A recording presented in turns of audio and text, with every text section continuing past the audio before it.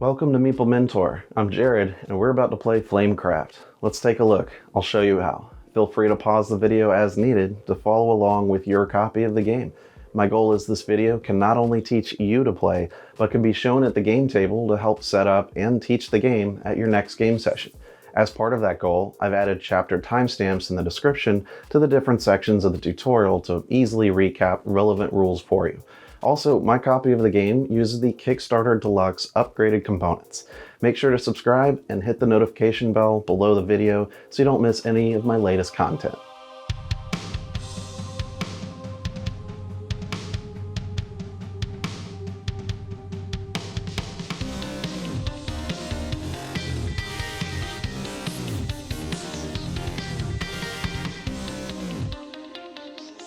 Welcome to the town where artisan dragons roam and delight customers with their Flamecraft. Each dragon is a creative crafter whose specialized flame helps them create a variety of tasty and helpful goods. Players in the game are flame keepers, skilled in the art of conversing with dragons. You'll need to place them in ideal shops for their unique skills and enchant shops, enticing them to produce wondrous things. Earn reputation as you aid the dragons and shopkeepers in town. The Flamekeeper with the greatest reputation at the end of the game will be known as the Master of Flamecraft. Let's look now at how to set it up. First, roll the town mat out in the middle of the table. Find the 6 starter shop cards that show the trumpet icon. There's one for each of the 6 resource icons. These will sit face up with the entrances closest to the town. There's 14 possible areas these can be placed. Their actual location in town doesn't matter. If you have the Kickstarter promo starter cards, you can opt to substitute those instead. They offer a shop ability, whereas the base game starters don't have one. Now find the 6 starter artisan dragon cards. Place the matching dragon cards icons to the shops with the matching icons. These starters will occupy the leftmost slot covering the trumpet starting icon. Place all the goods resource tokens in piles to the sides of the town mat within reach of all players. There's bread, meat, crystals, plants, iron, and potions. Put the coin tokens in a pile in the fountain. Now you'll create the shop deck. Sort the shop cards into piles for each of the 6 good icons. Make a 7th pile for all other icons, including promos you may have. Shuffle each of the 7 piles separately. Take 1 card from each of the 6 good shop cards and 4 from the 7th pile. Put them together to make a shop deck of 10 shop cards and shuffle those together. Return the rest of the shops to the game box. Place the shop deck to the side of the town mat. After you've played the game a few times, you can create the shop deck however you like. Now you'll create the Artisan Dragons deck. If playing with less than 4 players, you'll remove some cards. In a 3-player game, remove 6 dragons from the deck, 1 of each good type. In a 4-player game, remove 2 of each goods type, totaling 12 cards. Now shuffle the Artisan Dragons and place it on the marked space next to the fountain. Reveal the top 5 cards and place them face up in the park area of the town. Next, shuffle the Fancy Dragon cards to create a fancy deck and put it in town on its marked space. Now you'll choose which enchantment deck to use in your game. The purple one is recommended for your first game, but I prefer the gold for more interesting rewards. Shuffle your chosen enchantment deck and place it on the marked space in town inside the reputation track. Reveal the top 5 cards and place them face up in a row. Each player will now get to choose a dragon and color to be from the 6 available. Take the dragon piece, reputation marker, and player aid card. You can use either the wooden dragon piece or the plastic miniatures if you have the deluxe version. Return any unused dragon's components to the game box. Shuffle the reputation markers and randomly reveal one to be the first player. Keep the reputation markers near the start of the track. Deal each player a hand of 3 artisan dragons from the deck.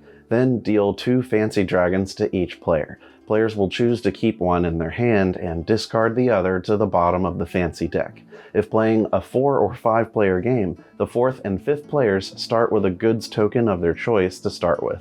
Now you're set up for the basic game. However, if you'd like to introduce the optional rules for companion dragons, which I also recommend, find all the dragon companion cards with the paw print on the cards. Shuffle these and deal 1 to each player. These cards provide a one-time per game special ability. Place your companion card face up, showing its ability. Some have a starting setup bonus. Gain whatever is shown next to where it says start. The companion's ability can be used once per game at any time on a player's turn, unless specifically stated. Once used, flip it over to show it can't be used again. A full description of each companion ability is found in the rulebook on page 17. In order to win the game of Flamecraft, you'll need to score the highest reputation at the end of the game. You can earn points by placing dragons in certain spots in the shops, casting enchantments, and completing goals found on fancy dragon cards. Additionally, all unspent coins are worth 1 point each. Turns go in a clockwise order, with players taking 1 turn at a time until the end game condition happens. Whenever the Artisan Dragon deck or Enchantment deck runs out, the game end is triggered. Everyone will get 1 final turn before final scoring. On a single turn, players must move their dragon to a new shop, pay a resource to all opponents present there if any, and take a gather or enchant turn at the shop. At the end of the turn, check to see if the town expands with a new shop, discard down to 6 artisan dragons and 7 tokens per good type, and finally refresh the face-up enchantments and artisan dragons. Your player aid card in front of you goes through all the steps for a turn, which are done in numerical order. Each shop has an icon in the top left corner. This is its type and what it provides when gathering resources there. It's also the type of enchantment that can be placed on it. The 3 slots at the bottom are where artisan dragons can be placed. The gray icons are the dragon types that can be slotted there. The rewards for placing a dragon in the slot are shown on the right of the slot. It could be coins, reputation points, fancy dragons, or more. If the shop has an ability on it, it will be displayed in text and a black bar above the dragon slots. The fancy dragons have this swirl card back. There are 2 types of fancy dragons, Sun and Moon. Each fancy dragon has a specific goal to achieve, which it will provide points for.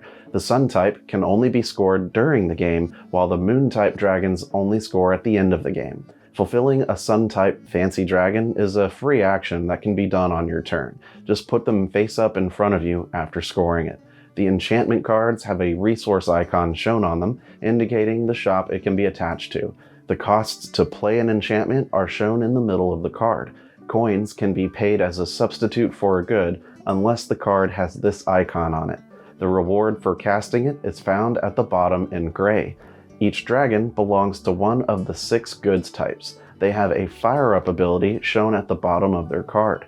Each dragon type shares the same ability, which are all listed on the back of the player aids. With this in front of you, you can easily know what abilities are found on dragons in any shop or park space during the game without picking them up each time. When resolving an ability, you must resolve as much as you are able to unless it says you may. The Iron type dragon ability lets you take 2 goods of one type found in the shop or on an artisan dragon sitting at the shop. The 2 goods must be the same. The Meat type dragon lets you place an artisan dragon from your hand to an empty slot on a shop in town. Whenever placing an artisan dragon at a shop, you must follow all normal placement rules. The Bread type dragon is an important one, as its ability lets you draw a new artisan dragon from the park or top of the deck. The Crystal type dragon ability lets you gain any 3 different goods from the supply. Coins aren't goods, so can't be taken as part of this ability. The Potion type dragon is another special one, as it lets you swap itself with any other dragon in a shop and fire up the ability of the swapped dragon. You'll ignore the shop slot's icons and benefits of placing dragons. Lastly, the Plants type dragon lets you gift a good to any player to earn 2 reputation points. It could be a good or coin. There's 2 different ways to take your turn. There's the gather turn and the enchant turn. Either way, you must first move your dragon to a new shop. If there are any opponents sitting there, you must pay them each 1 good or coin from your collected resources. If you can't afford to, you can't go to that shop. Let's talk about the gather turn first. If choosing to gather at the shop, follow the numbered steps in order as shown on your player aid. First, collect a good or coin as shown in the shop. You'll get 1 for each icon on the shop and enchantments there, plus 1 for each artisan dragon slotted at the shop. Gain what they provide shown on their card. Some special shops may have a dragon icon in the shop corner, meaning you get to draw a dragon from the park or top of the deck. Some have a colored star icon that means you gain one of the 6 basic goods of your choice. The coin icon means you take a coin from the supply. Next, you may place one dragon from your hand to a valid empty spot in the shop. If it's empty and you have a dragon that can be placed there, you can choose to. You don't have to.